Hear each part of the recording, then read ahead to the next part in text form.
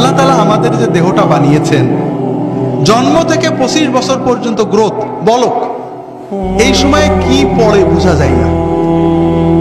আর এই সময়ে যে ফুর্তি আনন্দ, এটা কোনো আনন্দ না, এটা অস্থিরতা। জীবন শুরু হবে 25-এর পরে। যদি 30 থেকে মৃত্যু পর্যন্ত জীবন পেতে চাও, মৃত্যু নয় জীবন, জীবন মৃত নয়, সত্যিকারের জীবন, যে জীবনে ফুর্তি থাকবে, কর্ম থাকবে, শান্তি থাকবে, এই রকম জীবন পেতে চাও, তাহলে আমার কথাটা একটু মন দিয়ে শোনো।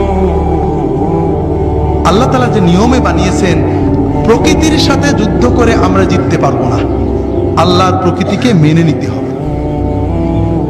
আল্লাহ তাআলা আমাদের সৃষ্টি করেছেন, প্রতিদিন 6-7 ঘন্টা তুমি ঘুমাবে, গভীর ঘুম, 1-2 ঘন্টা খেলবে, কঠিন পরিশ্রম, তোমার শরীর ঘেমে রক্ত টকবক করে বেরেনে যাবে।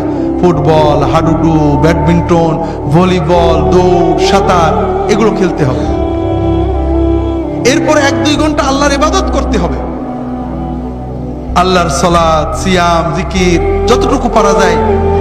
তাতে তোমার আত্মা সুস্থ হবে, তোমার মন পরিশুদ্ধ হবে, তোমার আত্মা, মন, দেহ সবকিছু প্রোডাক্টিভ হয়ে যাবে। এরপরে তুমি 4-5 ঘন্টা তোমার 25-এর পরের জন্য কর্ম বা শিক্ষা নেবে। এইভাবে যদি তুমি চলো, তাহলে তোমার জীবন গতিশীল হবে, তোমার জীবন ইনশাআল্লাহ মৃত্যু পর্যন্ত সচল থাকবে।